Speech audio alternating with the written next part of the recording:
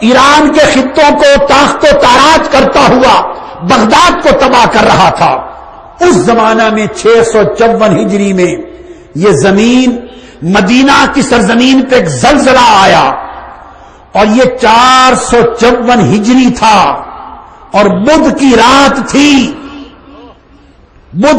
تھی، اور جمادی الاول کا مہینہ تھا، اور منگل اور بدھ کی رات تھی۔ اس رات میں زلزلہ آیا، 3-4 دن جاری رہا، پھر آگ بھڑک اٹھی، اور وہ آگ اس پورے خطے سے لے کر ملک شام کے شہر بصرہ تک اس نے پوری سرزمین کو دن کی طرح روشن کر دیا۔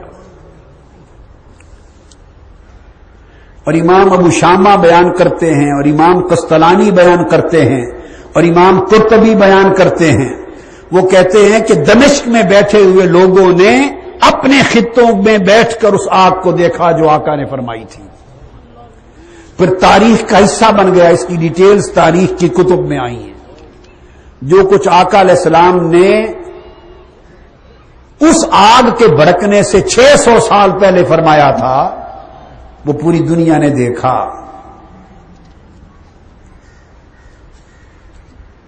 اس طرح کے واقعات تھے۔ پھر آقا علیہ السلام نے فرمایا، صحیح بخاری میں ہے، کہ قیامت نہیں آئے گی اس وقت تک حتی یبعث الدجالون کذابون قریب من 30 وفی روایت 30 کلہم یزعم انہ رسول اللہ۔ قیامت اس وقت تک نہیں آئے گی جب تک 30 جھوٹے دجال جنم نہیں لیں گے، اور ان جھوٹے دجالوں میں آخری دجال وہ ہوگا جو سیدنا امام محمد مہدی علیہ السلام اور سیدنا عیسیٰ علیہ السلام کے زمانے میں آئے گا۔ وہ آخری دجال ہوگا، اور وہ بھی کہے گا میں نبی ہوں۔ اس کا پہلا دعویٰ ہوگا میں نبی اللہ ہوں۔ جب لوگوں کو منوا لے گا پھر دوسرا دعویٰ کرے گا کہ میں خدا ہوں۔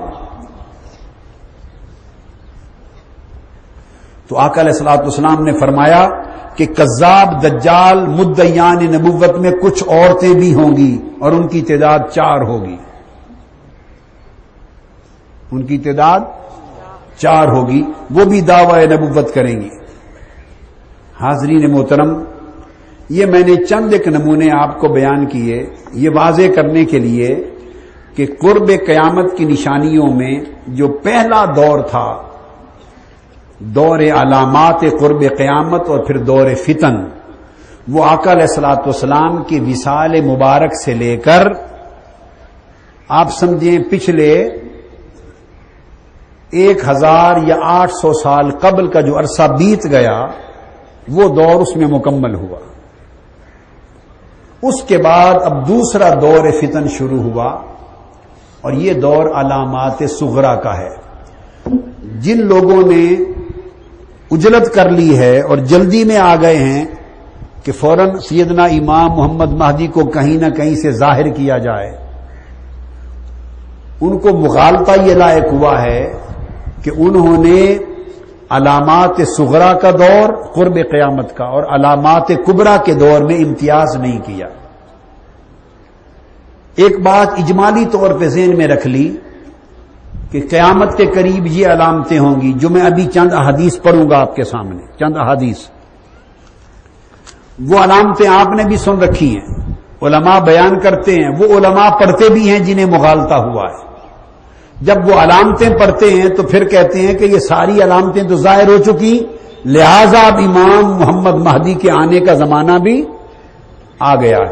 یہاں مغالطہ پیدا ہوتا ہے، جبکہ حقیقت یہ ہے کہ یہ علامات صغرا کا زمانہ شروع ہے، کب ختم ہوگا یہ اللہ اور اللہ کے رسول کو بہتر معلوم۔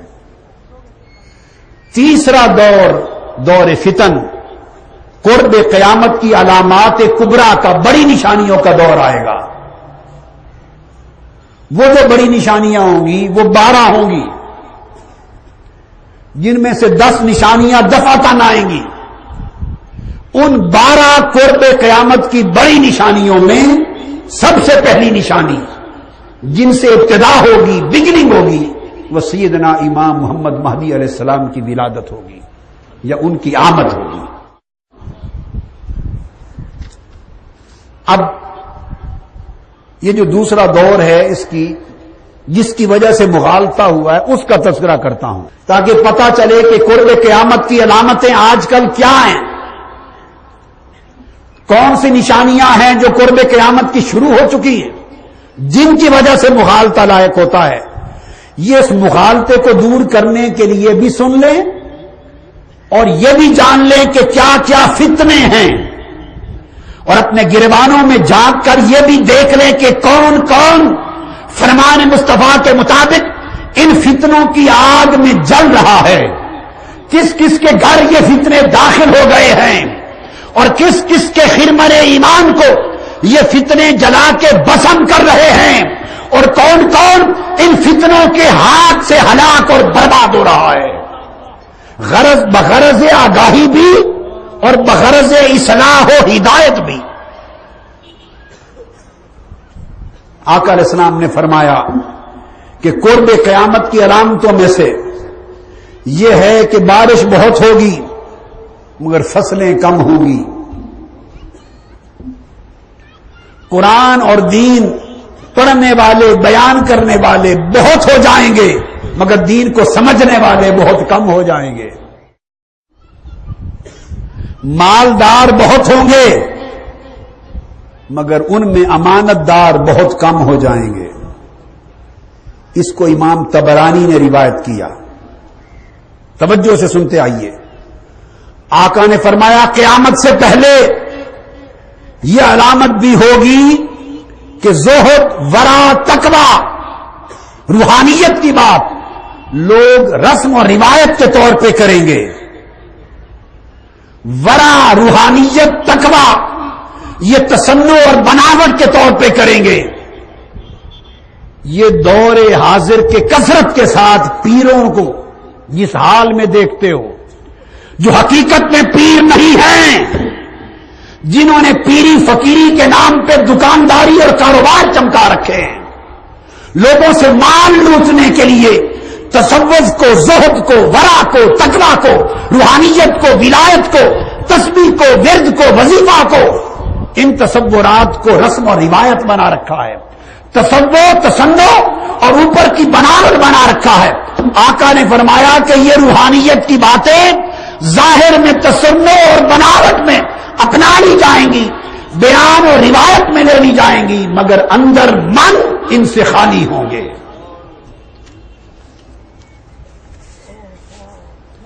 پھر آقا علیہ السلام نے فرمایا، اسے ابو ہریرہ نے روایت کیا اور امام ابو نعیم نے حلیۃ الاولیاء میں درج کیا۔ پھر آقا نے فرمایا کہ قیامت کے قریب بڑے فتنوں میں سے یہ ہے، لوگوں دیکھو کون کون اس فتنے کی آگ میں جلس رہا ہے، جل رہا ہے۔ نوجوان بیٹے، نوجوان بیٹیاں، یا وفاداری محمد مصطفیٰ سے کرو یا وفاداری ابلیس اور شیطان سے کرو، یا ادھر ہو جاؤ یا ادھر ہو جاؤ، دونوں گھر، خدا کا گھر، شیطان کا گھر بیک وقت راضی نہیں ہو سکتا۔ خدا کے لیے اپنے گھر شیطان کے حملوں سے پاک کر دو۔ ماں باپ جو اندھی نیند سوئے ہوئے ہیں، غفلت کی نیند سوئے ہوئے ہیں، جو اپنے بچوں کو ہر روز فیشنوں پر لگائے جا رہے ہیں، فیشنوں پر لگائے جا رہے ہیں، اور دیکھ کر خوش ہوتے ہیں کہ میرا بیٹا، میرا بیٹی ایسے فیشن کے لباس پہن رہا ہے۔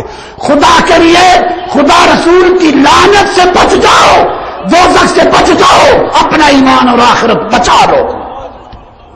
دو رنگی چھوڑ دے، یک رنگ ہو جا، سراسر موم یا پھر سنگ ہو جا۔ اب وہ حدیث آ رہی ہے، حضور نے فرمایا مرد لوگ بھی ریشمی لباس اور عورتوں جیسے کپڑے پہننے لگ جائیں گے، تجارت اور مال میں کثرت ہو جائے گی، مگر لوگ برکت میں شکوہ کریں گے۔